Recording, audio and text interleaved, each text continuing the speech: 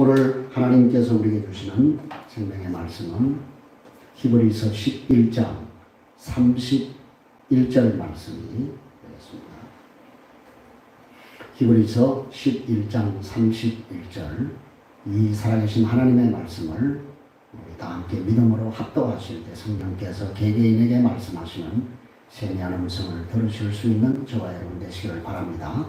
믿음으로 기생 라합은 정탐꾼을 평안히 영접하였으므로 순종하지 아니한 자와 함께 멸망하지 아니하였도다. 아멘. 한 번만 더 읽으십시다. 믿음으로 기생 라합은 정탐꾼을 평안히 영접하였으므로 순종하지 아니한 자와 함께 멸망하지 아니하였도다. 아멘. 이 히브리서 저자가 우리에게 계속해서 강조하고 있는 것이 무엇입니까? 그래서 우리가 이 히브리서는 믿음장이다 라고 얘기하죠. 그죠? 그리고 특별히 이 히브리서 11장을 가리켜서 우리가 믿음장이라고 그렇게 얘기를 합니다만, 사실은 이 히브리서 전체의 주제가 바로 믿음입니다. 믿음. 그죠? 그러니까 믿음인데 그 믿음을 어떻게 우리가 정의하고, 그죠? 하는가, 그것은 굉장히 중요한 것입니다.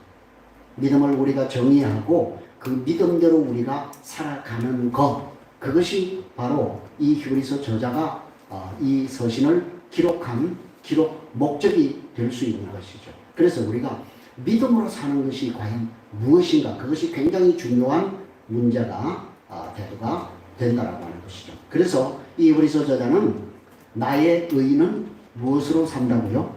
믿음으로 산다. 믿음으로 산다 라고 그렇게 얘기를 하고, 그리고 믿음을 어떻게 정의를 했습니까? 믿음은 바라는 것들의 실상이고 보이지 않는 것들의 증거다 라고 그렇게 우리에게 말씀을 하고 있는 것입니다. 그래서 믿음이라고 하는 것은 우리가 바라는 것 때문에, 그죠? 이 굉장히 중요해요. 그러니까 우리가 그리스도인들이 믿음을 제대로 정의하지 못하고 도대체 믿음으로 산다라고 하는 것을 제대로 이해하지 못하고, 나는 믿어, 이렇게 얘기하는 사람들이 너무나 많이 있다는 거예요. 믿긴 뭘 믿어요? 개뿔. 뭘 믿어요? 믿는다라고 하는 그 자체를 정의를 제대로 못하는 거예요. 그 믿음이 뭡니까? 바라는 그것이 있기 때문에, 그죠? 내가 어떤 거 바라는 게 있어요. 소망이 있어요. 그것 때문에 내 현실의 삶이 바뀌고 변하는 거. 그게 믿음이라는 거예요. 그러니까 여러분, 우리가 얼마나 믿음을 잘못 해석하고 잘못 오해하고 자의적으로 우리가 해석했다라고 하는 그러한 말이 될 수 있는 것이죠. 믿음이 뭐라고요? 내가 바라는 것 때문에, 그죠? 바라는 어떤 것들 때문에 내 현재의 삶이 바뀌어지는 것. 그게 믿음입니다. 여러분이 오늘 이 말씀을 잘 머리에 잘 입력해 두셔야 되는 것이죠. 그러면서 이 히브리서 저자가 뭐라고 얘기합니까? 그렇게 믿음으로, 그죠? 내가 바라보는 그 미래의 어떤 그 것들 때문에 내 현재의 삶이 어떻게 그들이 바뀌었는가? 그렇게 믿음으로 살았던 의인들의 삶을 쭉 지금까지 열거를 하고 있는 거예요. 지금 몇 달 동안 지금 계속해서 우리가 그 부분을 공부하고 있지 않습니까? 그죠? 첫 번째, 아벨, 에노, 노아, 아브라함, 이삭, 사라, 야곱, 그죠? 요셉, 모세. 그러면서 쭉 이렇게 훌륭한 믿음의 영웅들이 어떻게 더 나은 본향을 바라보면서, 그죠? 더 나은 그 천국의 삶을 바라보면서 그들이 어떻게 이 땅에서 현재의 삶이 변화된 그런 삶을 살았는가를 우리에게 간증하고 있는 거예요. 그죠? 얼마나 이렇게 훌륭한 믿음의 영웅들을 쭉 지금까지 우리가 보았잖아요. 그죠? 그런데 갑자기 오늘 본문에서 뭐라고 얘기한다고요? 믿음으로 기생 라합, 이렇게. 그치?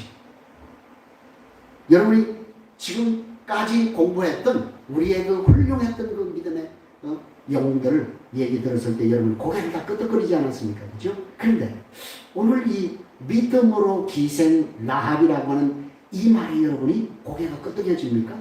동의가 되십니까? 그렇지 않습니까? 여러분 우선 이 여인은 이방인이에요. 그러니까 출애굽 공동체에 속해 있던 그런 여성이 아니었다는 거예요. 그러니까 원주소지가 어디예요? 여리고예요. 여리고. 이방 땅인 여리고입니다. 뭐 그것까지는 우리가 들을 수 있습니다. 그런데 여러분이 특히 거북스러운 단어가 있죠? 이 여인의 직업이 뭐라고요? 기생이라고 했습니다. 그런데 이건 좀 순화된 표현입니다. 70인역 그 히브리 성경에 보면 이 기생이라고 하는 단어를 뭐라고 표현했냐면 매춘부라고 그렇게 번역을 하고 있습니다. 그러니까 이 라합은 이방인인데다가 뭐 하는 사람이었다고요? 매춘부. 자, 여러분 성경이 사실은 성경에 여성의 이름이 참 희귀하잖아요. 그렇죠? 그걸 우리가 생각하면 이방인 여성이고 그리고 매춘으로 생활을 할 수밖에 없던 이 불행한 삶을 살았던 여성을 어디에 반열에 올려놨다고요? 믿음의 영웅들의 대열에 합류시켜놨다고. 여러분 이게 쇼킹한 일이에요. 이 브레이킹 뉴스. 그죠? 브레이킹 뉴스라고 해요. 놀라운 일. 근데 여러분 더군다나 마태복음 신약 성경에서도 마태복음 1장 5절에 보면 예수님의 족보가 쭉 이렇게 기록이 되어 있습니다. 거기 보면 살몬이 라합에게서 보아스를 낳았다 이렇게 얘기합니다. 뭐라고요? 살몬이 라합에게서 보아스를 낳고 보아스는 이새를 낳고 이렇게 얘기해요. 보아스는 룻에게서 오벳을 낳고 이렇게 얘기합니다. 자, 여러분 마태복음 예수님의 족보에 기록되어 있는 그 라합이라고 하는 이름이 바로 오늘 본문에 나오는 여리고성의 기생 라합이라고. 놀라운 일이 아닐 수 없습니다. 자신의 몸을 팔아서 생계를 유지할 수밖에 없었던 불행한 여자가 메시아의 계보를 잇는 위대한 믿음의 계보에 들어오게 되었다라고 합니다. 그런데 여러분 어떻게 이런 일이 일어날 수 있었는가? 그 위대한 전환점이 바로 여호수아서에 기록되어 있는 여리고 정복대 사건이라고 하는 거예요. 그래서 우리가 그쪽으로 가지 아니할 수 없죠, 그죠? 자, 우리 여호수아서로 갑니다. 여호수아서 2장으로 가야죠. 네. 자, 여호수아서로 여러분 가시면 자, 이제 여호수아서 1장 펴놓으시고 2장 일단 펴놓으시고요. 우리가 성경을 보기 전에 먼저 좀 우리가 생각할 것이 있습니다. 그게 뭐냐면 사실 우리는 복음은 뭐과 상관이 없고 뭐가 상관이 없을까요? 뭐 그 사람이 신분이 뭐냐, 뭐 대통령이냐, 뭐 그냥 노동자냐 이런 거 상관이 있습니까? 복음이? 그런 거하고 전혀 상관이 없죠? 그리고 무엇만 중요한 거예요? 오직 믿음으로 반응하는 사람만이, 그죠? 하나님 나라에 뭐가 된다는 거예요? 나라에서 중요하고 하나님 나라에 들어갈 수 있다는 논리죠. 그렇죠? 그게 복음 아닙니까? 그죠? 그렇죠? 그런데 제가 지금 얘기하는 것은 과연 복음은 신분하고 상관이 없이 오직 믿음으로 들어가는 나라가 하나님 나라고 복음인데 실제 우리의 삶에 그것을 우리가 올바르게 실천하고 있냐 그 말이에요. 한번 생각해 보세요. 그럴까요? 오히려 교회 안에서도 그러지 못할 때가 더 많은 것이 우리의 현실이 아닐까요? 그렇죠? 그래서 우리가요 어떤 생각을 하냐면은 교회 들어올 때도 교회 올 때도 우리는 뭘 가지고 들어온다고요? 내가 세상에서 가지고 있는 신분, 위치, 그죠? 그걸 그대로 투사시킨다니까요. 그래서 뭐라고 얘기해요? 내가 그래도 사회에서 뭔데? 이런 사람인데.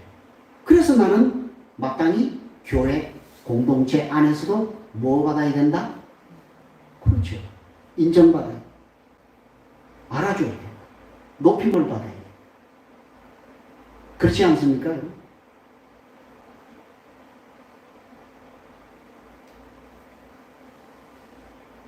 반대로 어떻습니까?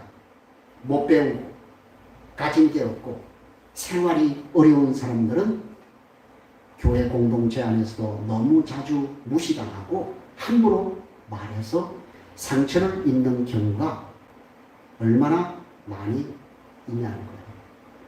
근데 사실은 그것보다도 더 마음이 아픈 건 뭐예요? 그런 행동에 대해서 아무런 죄책감이나 거룩한 부담을 느끼지 않는다는 거예요. 이게 지금 우리 교회 안에 현실 아닐까요? 현주소 아닐까요? 복음이라고 얘기해놓고서, 그렇죠? 신분에 관계없다고 얘기해놓고서, 그러나 실상 교회 공동체 안에 들어와 보면 층층이 전부 계파가, 그리고 신분이 아주 어떻게 보면 뚜렷하게, 아니 그걸 어쩌면 목회자도 은근히 그것을 분류한다는 거예요. 그래서 그룹을 만들고 취미를 만들고 그렇게 해서 끼리끼리, 그게 복음입니까?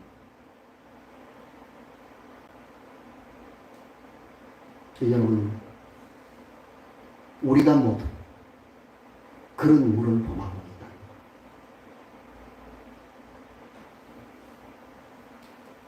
그런데 여러분, 오늘 성경은 이 여리고성의 매춘부였던 기생 라합이 무슨 계보를 잇는 중요한 인물이 되었다고요? 메시아의 계보. 그렇죠? 메시아의 계보를 잇는 중요한 인물이 되었다라고 합니다.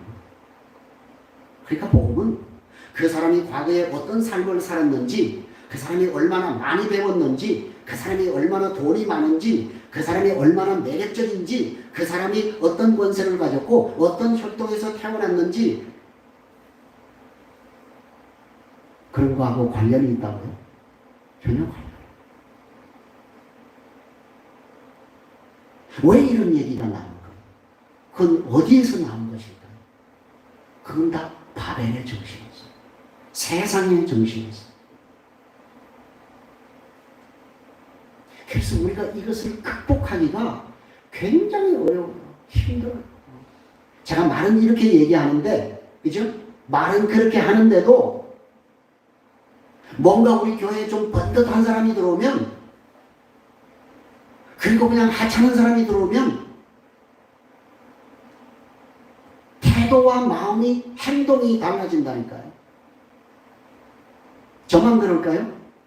여러분들도 그 사람을 대하는 방법과 태도와 행동이 달라진다니까요.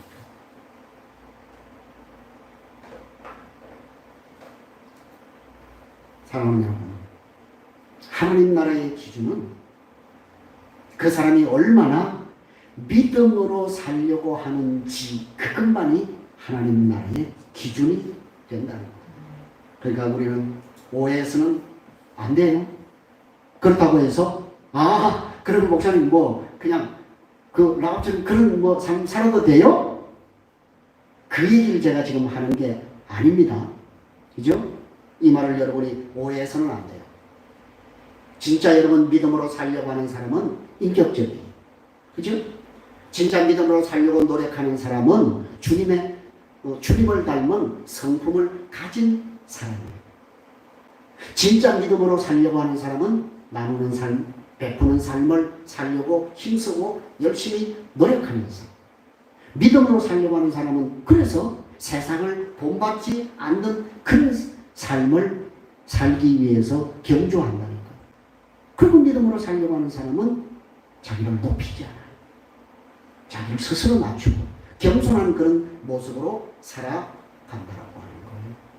제가 이거 한번 질문해 볼 거예요. 여러분 왜 여러분이 믿는 하나님이 왜 그렇게 좋고 감사한 거예요? 왜 하나님이 그렇게 좋아요? 별로 안 좋으시면 왜 하나님이 좋아요? 왜 여러분이 믿는 하나님이 왜 그렇게 좋냐고요? 안 좋아요? 좋다면 그 좋은 이유가 뭐예요? 뭐 그냥 내가 기도만 하면 탁탁 들어주셔서? 내가 그냥 막 마음에 품고만 있어도 하나님이 다 형통하게 이루어 주셔서? 그래서 좋은 거예요? 뭐 그것도 뭐 들어갈 수 있겠죠. 우리가 오늘 본문을 비추어서 볼 때 왜 우리가 그 하나님이 좋은가? 그것은 바로 그분은 우리를 외모로 판단하고 외모로 결정하시는 분이 결코 아니시기 때문에 그런 거예요. 하나님은 외모로 대하지 않는 거예요. 그래서 사무엘이라고 하는 그 위대한 선지자도 그죠? 사울을 패하고 다른 왕을 세우려고 할 때 그 이세의 출중한 아들들을 보고 와 이놈이구나 이렇게 얘기하잖아요. 하나님 뭐라고 얘기합니까? 야 너는 뭘 본다? 외모로 사람을 판단하는구나. 외모로 평가하는구나. 응? 그런데 하나님 뭐라고요? 나는 외모를 보는 것이 아니라 뭘 본다고요? 중심을 본다. 그게 하나님은 외모로 우리를 대하지 아니하시고 신분으로 우리를 결코 대하지 않는다고 그렇게 말씀하십니다. 그리고 우리가 가진 크기로 하나님이 우리를 평가하고 대하지 않는다라고 하는 거예요. 그러니까 여러분 하나님 나라는 어떤 나라라는 거예요? 하나님 나라는 어떤 나라라고 하는 거예요? 여리고 성의 매춘부라고 할지라도 메시아의 계보에 오를 수 있는 나라가 하나님의 나라라고 하는 거예요. 단 그 조건이 하나가 있어요. 그게 뭐예요? 그 사람이 믿음으로 사는 거. 그거밖에 없어요. 내가 믿음으로 사는가 믿음으로 살지 않는가 그것만 하나님이 조건으로 따진다는 거예요. 그 이외에 그 어떤 신분이나 외모나 그 어떤 환경이나 그런 것도 하나님은 따지지 않는 분이시라고. 아멘입니까? 그렇다면 여러분 라합은 여리고성에서 어떻게 하나님을 알게 되었죠? 여러분 라합은 놀랍습니다. 그러니까 이 라합이 복음을 접해서 그 복음을 믿고 그 복음으로 살아가는 그 삶의 과정이 너무나 놀랍다고 하는 거예요. 여러분 라합은 우리가 잘 알고 있는 대로 그는 직접 누군가로부터 복음을 들은 것이 결코 아니라고 하는 거예요. 그렇죠? 여러분 오늘 본문을 보시면 그 라합은 들려오는 풍문, 소식, 그죠? 지나가다가 누가 그렇게 얘기를 하고 이런 얘기를 들은 거예요. 들려오는 풍문으로 그는 하나님이 어떤 분인지 들었어요. 그리고 지금 오고 있는 이스라엘 백성들이 어떻게 그 광야의 40년 동안을 돌면서 승리의 삶을 그들이 영위할 수 있었는지 이것들을 전부 뭘로 들었다고요? 소식으로 들었다니까. 풍문으로 들었다니까. 그런데 여러분 풍문으로 들은 그 소식을 들었을 때 그의 마음에 무엇이 올라왔다는 거예요? 믿음이 올라왔다. 믿음의 씨앗이 거기에서 그 풍문으로 들은 소식임에도 불구하고 그 마음속에 믿음의 씨앗이 심겨졌다는 거예요.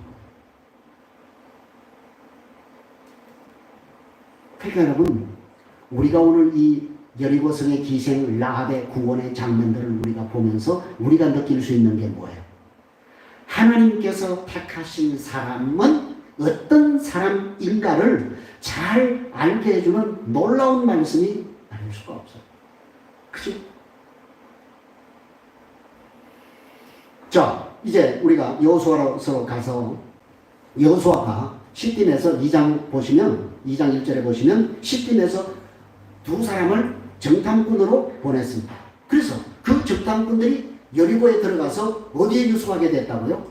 기생 라합의 집에 유숙을 하게 되었습니다. 그죠? 그런데 사단이 났어요. 그게 뭐예요? 이스라엘 백성이 정탐꾼을 우리 여리고에 보냈다라고 하는 정보가 유출이 돼버린 거예요. 여러분 이게 큰일이 아닐 수가 없습니다. 근데 아주 구체적인 정보가 지금 유출이 된 거예요. 그죠? 자, 여러분 우리가 전쟁에서 사실 이것은 굉장히 중요한 고급 정보라고 그렇게 얘기할 수 있는 것이죠. 그런데 어떻게 이 고급 정보가 유출이 되었는지에 대해서는 성경이 우리에게 더 이상 얘기하고 있지 않습니다. 그런데 어쨌든 이스라엘의 정탐꾼이 여리고 안에 잠입했다라고 하는 이 정보가 여리고에 들어왔다라고 하는 것은 뭘 얘기하는 거예요? 지금 정탐꾼으로 들어간 두 사람의 생명이 경각에 달려있다라는 사실을 우리에게 반증해 주고 있지 않습니까? 그죠? 자, 그래서 보세요. 만약에 오늘 라합이 자기 집에 들어와서 유숙하고 있는 이 사람들이 그는 딱 보면 뭐랄까요? 우리 척 사람이 아니라고 하는 걸 단박에 그는 알았다고요. 그죠? 그래서 그가 뭐 하면 되는 거예요? 밀고 하면 되는 거예요. 신고하면 되는 거예요. 그러니까 이 기생 라합의 마음의 결정에 따라서 이 두 정탐꾼의 생명이 왔다 갔다 하는 거예요. 죽는 사냐는 어떤 면에서 보면 기생 라합의 손에 달려있다고 해도 과언이 아니었다는 말이에요. 그죠? 자, 그런데 여러분 여기 보면 어떻게 이 정보를 입수했는지 이 여리고 왕이 기생 라합에게 직접 수색대를 보냅니다. 그리고 뭐라고 얘기합니까? 야, 네 집에 들어간 사람들을 끌어내라. 그놈들은 뭐다? 우리나라를 망하게 하려고 이스라엘이 보낸 정탐꾼이다 라는 정확한 그런 판단까지 해주면서 두 사람을 끌어내라고 그렇게 요구를 하는 거예요. 자, 여러분이 라합이었다고 여러분 생각을 해보시라고 말이에요. 자, 그러면 이 지금 왕이 지금 기생 라합에게 그 정보까지 완전히 공개를 하면서 네 집에 들어온 그 사람들을 끌어내라고 지금, 그죠? 그러니까 이 두 정탐꾼이 들어와서 기생 라합의 집에 들어간 그 사실까지 완전히 다 지금 손금 보듯이 다 꿰뚫고 있는 거예요. 자, 그러면 여러분 이 상황에서 기생 라합은 뭘 해야 된다?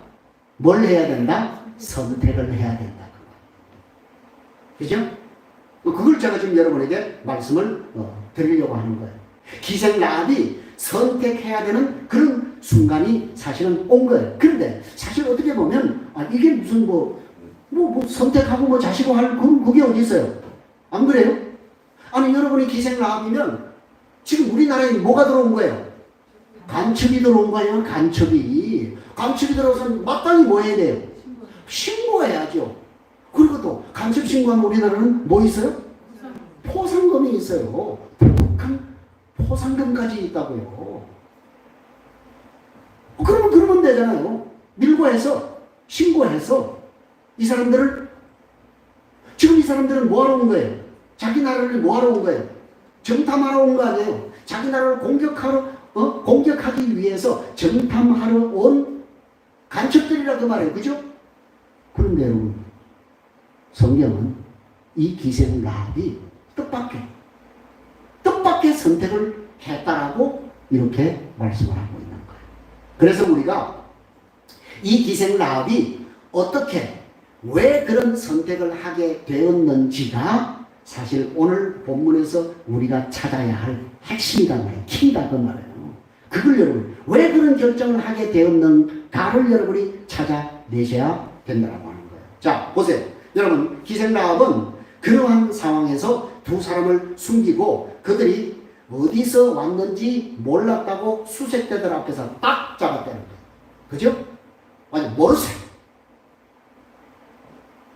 오 그래 그 사람들이 오긴 왔는데 나는 그 사람들이 어디서 왔는지 전혀 몰랐다고 딱 잡았다면서 마지막 부연을 뭐라고 얘기합니까? 그 사람들이 우리 집에 오긴 왔는데 성문이 닫히기 전에 이 사람들이 빠져나갔다 라고 그렇게 거짓말을 하는 거예요.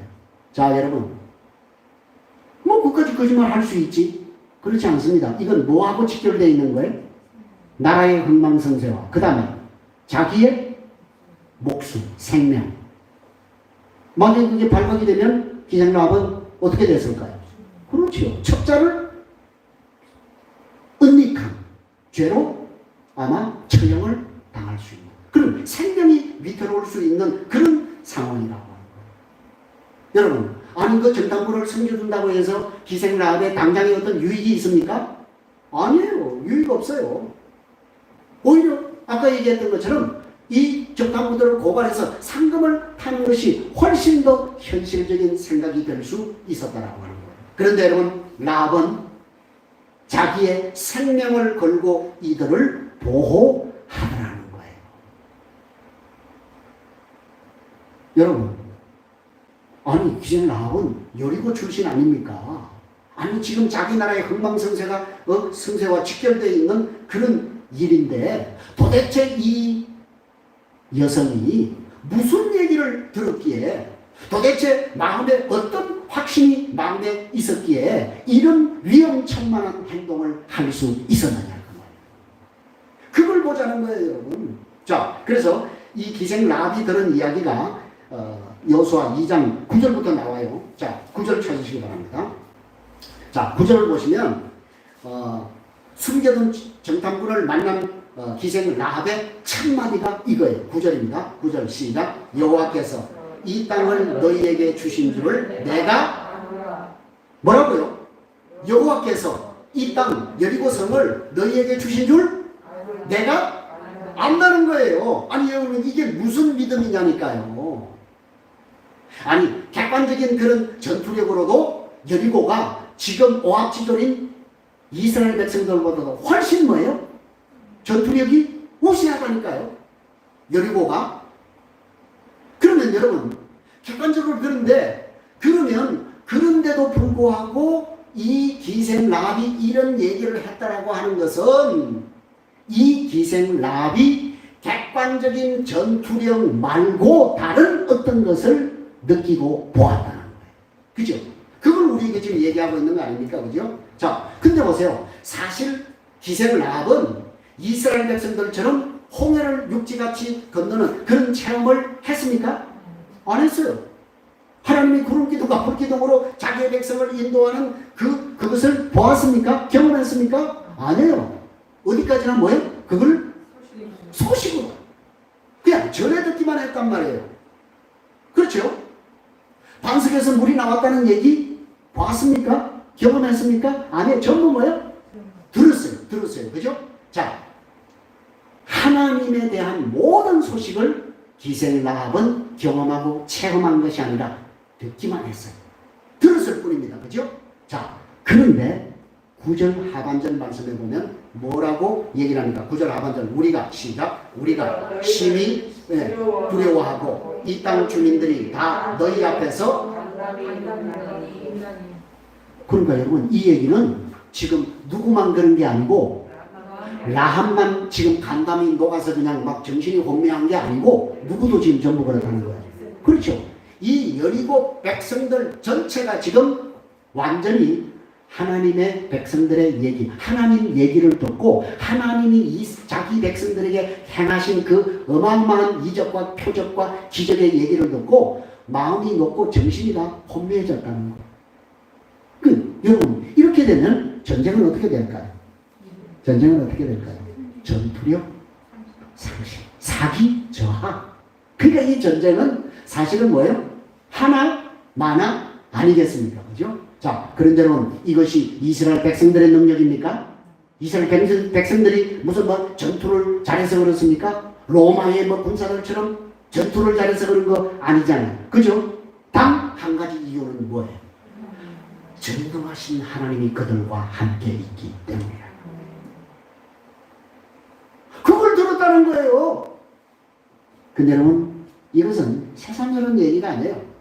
하나님께서 여호수아에게 처음 나타나셔서 하셨던 약속도 바로 이 말씀이에요. 그래서 여호수아 1장에서 뭐라고 얘기합니까? 1장 8절 9절에서 뭐라고 합니까? 너는 마음을 강하게 하고 극히 지극히 담대하라. 내가 누구와 함께 했던 것처럼, 모세와 함께 했던 것처럼 너와 함께 하겠다.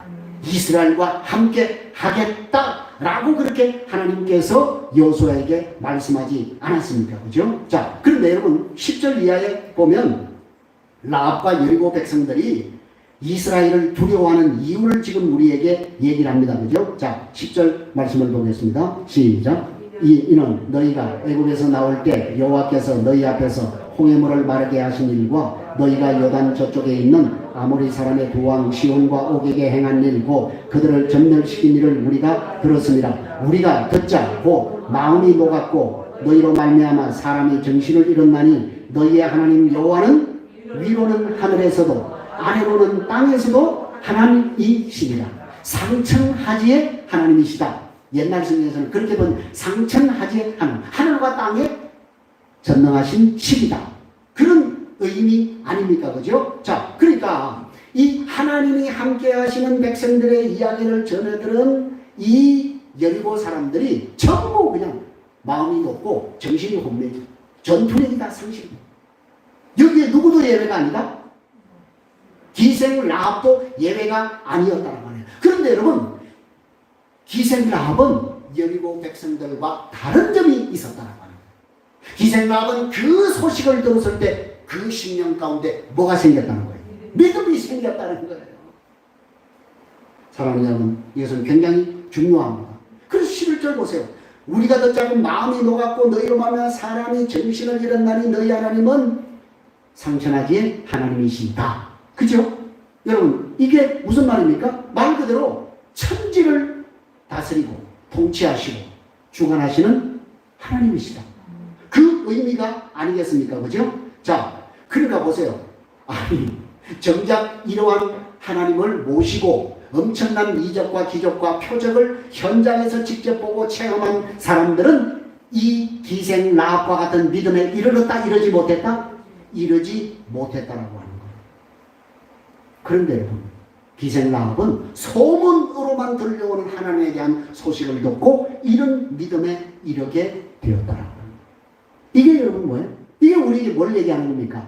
이게 바로 이런 사람을 가지고 하나님이 택한 백성이다 라고 얘기해요. 하나님이 예정하신 백성이다. 그렇죠? 구원받기로 작정된 사람이다 라고 하는 것을 우리가 여기에서 볼 수가 있는 것입니다. 그래서 기생 라합은 소문으로만 들은 그 하나님을 자기의 온 마음을 다해서 마음을 열어 그 하나님을 영접하고 그 자신의 인생을 그 하나님께 던진 거예요. 그죠? 자, 그래서 여러분 우리가 로마서 11장 17절 말씀에 보면 믿음은 뭐에서 난다? 믿음은 뭐에서 난다 그랬어요? 들음에서 난다. 들음은 하나님의 말씀으로 말미암는다. 이렇게 얘기했잖아요. 맞죠? 그죠? 자, 그러나 여러분 믿음은 들어야 됩니다. 그러나 여러분 여기서 우리가 생각해야 될 게 뭐예요? 그러나 듣는다고 해서 다 라합처럼 위대한 믿음에 이르냐 그 말이에요. 아니요. 그렇지 않습니까? 보세요. 라합은 여리고의 기생입니다. 척박한 인생을 살던 사람이에요. 그죠? 그런데 그런 그가 소문으로만 들려오는 하나님에 대한 소식을 듣고 마음을 열고 온 마음을 다해 그분을 영접했다라고 얘기하지 않습니까? 그죠? 그런데 다 같이 들었단 말이에요. 여리고 사람들이 전부 지금 이스라엘 백성들에 대한 그 어마어마한 엄청난 소식을 다 들었다니까요. 그래서 그 소식을 듣고 이스라엘 모든 사람들의 마음이 다 어떻게 되고?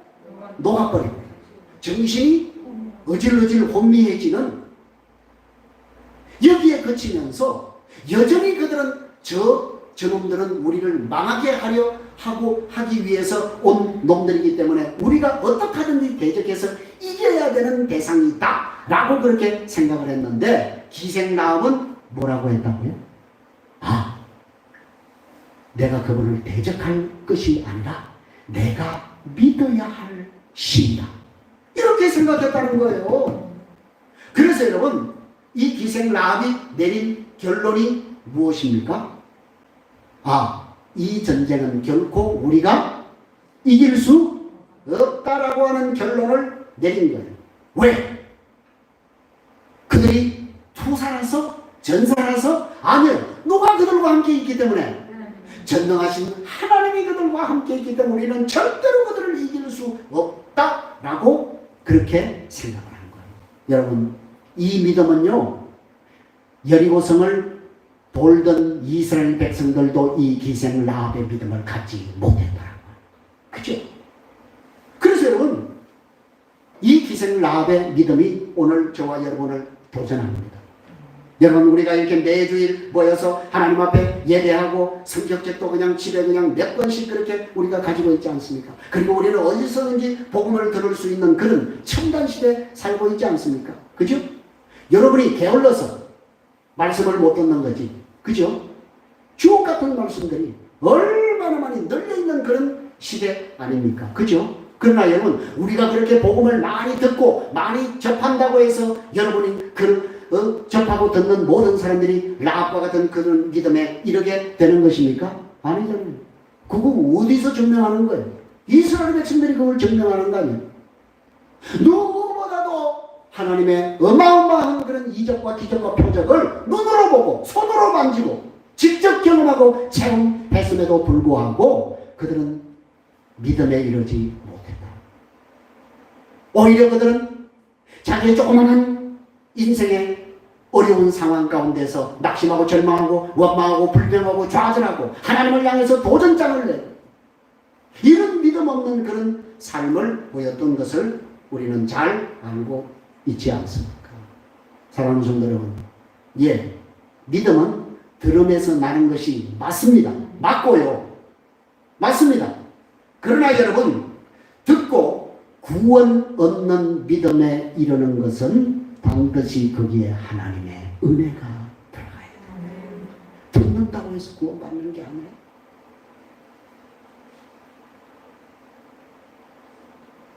예,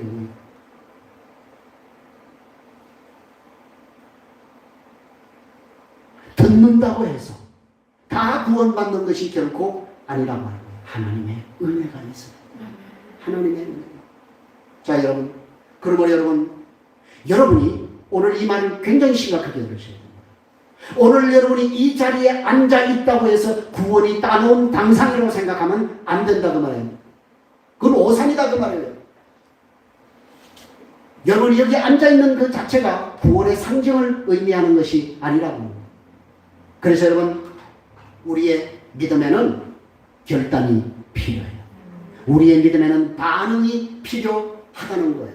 보세요. 여리고 사람들 모두가 이 복음의 소식을 들었어요. 하나님에 대한 복음의 소식을 들었어요. 그렇죠? 들었지만 구원받은 사람은 단 누구밖에 없다고요? 한 사람, 기생, 라합 한 사람밖에 없었다는 거예요. 지금 그걸 우리에게 지금 얘기하고 있지 않습니까? 그러니까 이 라합의 가정은 라합이라고 하는 한 사람 때문에 그의 모든 가정이 다 구원받는 사람들의 대열에 합류하게 되는 축복을 누리게 됩니다.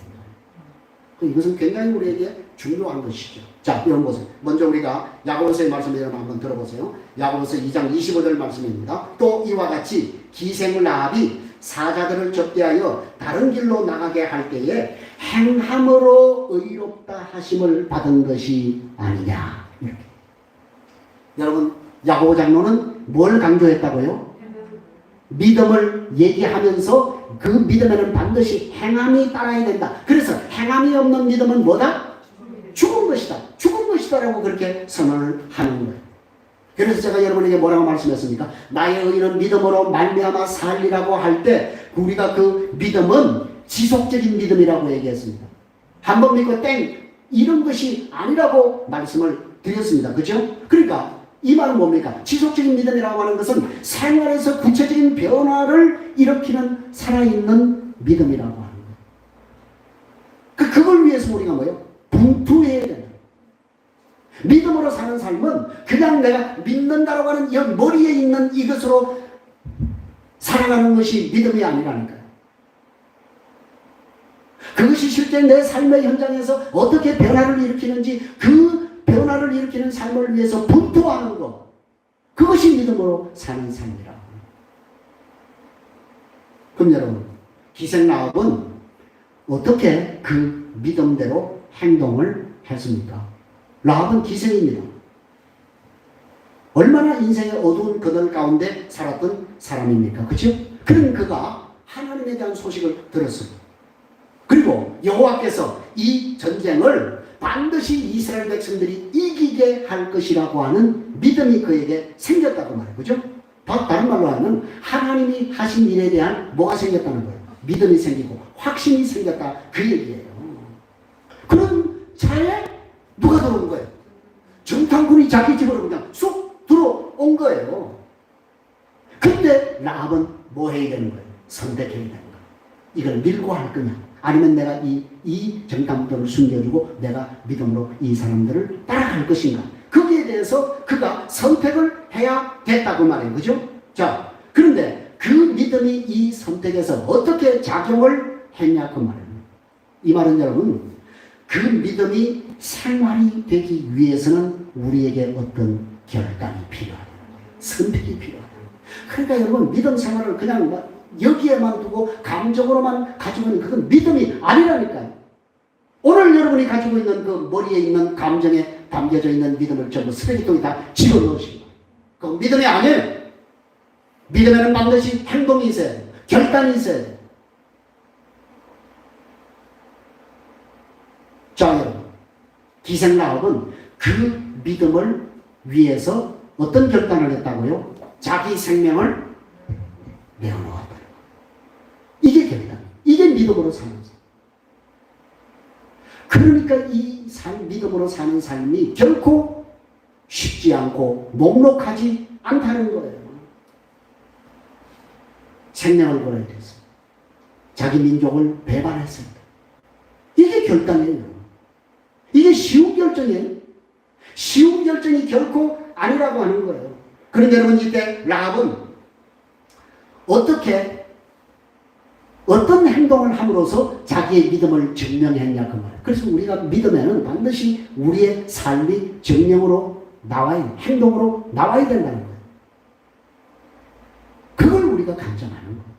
보세요. 자, 왕의 군대가 찾아와가지고 수색을 하면서 야, 빨리 이거 내놔. 너 집에 들어온 거 우리가 다 봤어. 이미 다 어떤 사람이 너 집으로 들어간 두 사람 들어갔다는 정보까지 우리한테 다 알려줘서 그걸 빨리 잡아내라고 끌어내라고 체근할 때, 그죠? 라합은 선택해야 되는 거 아니에요.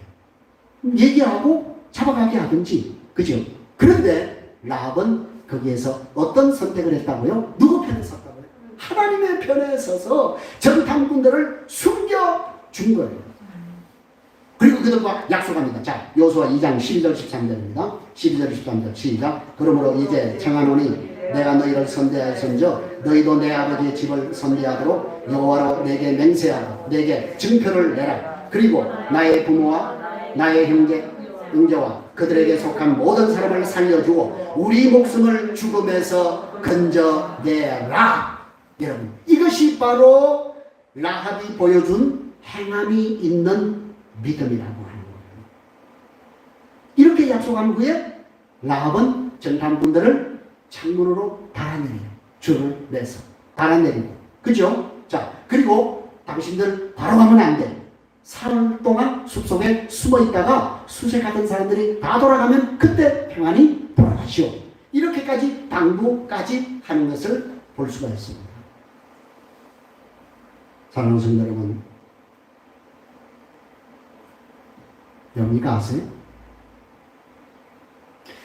창문을 우리가 아침에 우리가 차를 타고 오면서 그 충만이라고 하는 그 찬양을 참 들으면서 상황도 많이 참 이렇게 도전을 받고 우리도 참 정말 우리가 예수님 한 분으로 우리가 충만해지면 세상 무서울 것이 없는데 왜 이렇게 우리가 세상을 두려워하고 염려하고 근심하고 걱정하고 절망하고 좌절하고 한숨 쉬고 그렇게 살아요. 그런 얘기를 나누면서 왔어요. 그렇습니다. 여러분, 믿음은 지식이 아니에요. 말이 아니에요. 감정이 아니에요.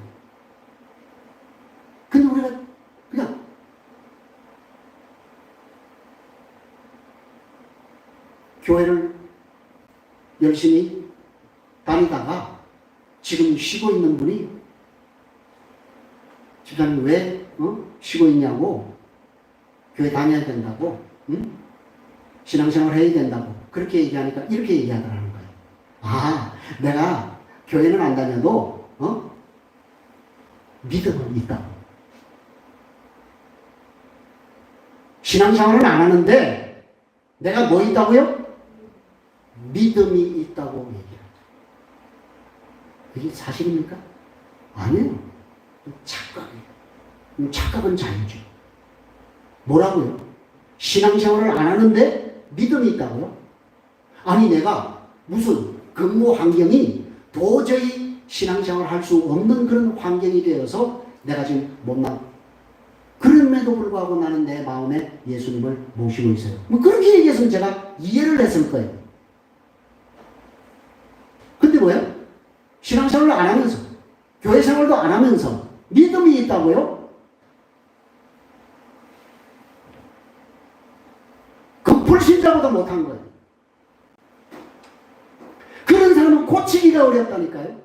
차라리 내가 맞아요 집사님, 내가 지금 믿음 생활 똑바로 해야 되는데 참 내가 이렇게 게을러서 나태해서 이렇게 해서 내가 신앙생활 제대로. 이 사람은 희망이 있는 거예요. 그런데 교회 안 다녀도 신앙생활 안 해도 믿음이 있다고요? 이런 어불성설이 어디 있어요? 이런 개떡 같은 말이 어디 있냐? 이러고 있는 사람이 오늘 한국교회 얼마나 많아요. 신앙생활 제대로 안 하면서 어디서 그냥 나부랭이 그냥 주워 들어가지고 믿음이 있다고, 너 하나님 믿는다고, 예수 믿는다고, 뭘 믿어? 믿는다는 정의 자체가 얼마나 지금 왜곡되고 지금 오해되고 있냐고. 그래서 제가 그러는 거예요. 믿음은 지식이야. 감정이 아니야. 말이 아니에요. 내가 말로 내가 뭐 그렇게 얘기한다고 해서 그 사람이 믿음이 있는 표시가 되는 것이 아니다 그 말이에요. 증표가 되는 것이 아니다 그 말이에요. 그 믿음은 뭐예요? 오늘 야고보 장로가 우리에게 얘기한 것처럼 행함이 있을 때 비로소 그 믿음이 나타납니다. 빛을 발하게 된다는 거예요. 그래서 주님이 뭐라고 얘기합니까? 우리에게 뭘 보아서 그 사람을 안다? 열매를 보아야 그 나무를 안다라고 그렇게 말씀하지 않았습니다. 여러분 이게 진리예요, 진리. 그러니까 믿음은 그것이 구체적인 결단과 행동으로 나타날 때 비로소 뭐가 된다는 거예요. 그게 믿음이 되고 능력이 된다는 거예요. 여러분 기억하십시오. 그래서 우리가 말씀을 여러분이 아무리 많이 들어요. 제가 그래서 지난주에 여러분에게 말씀드렸잖아요. 제가 이 믿음에 관해서 여러분이 계속해서 이렇게 지금 1년 넘게 지금 계속해서 믿음에 대해서만 얘기하고 있는데 이것이 여러분의 가분수가 되니까 두렵다라고 경고하지 않았습니다. 그죠?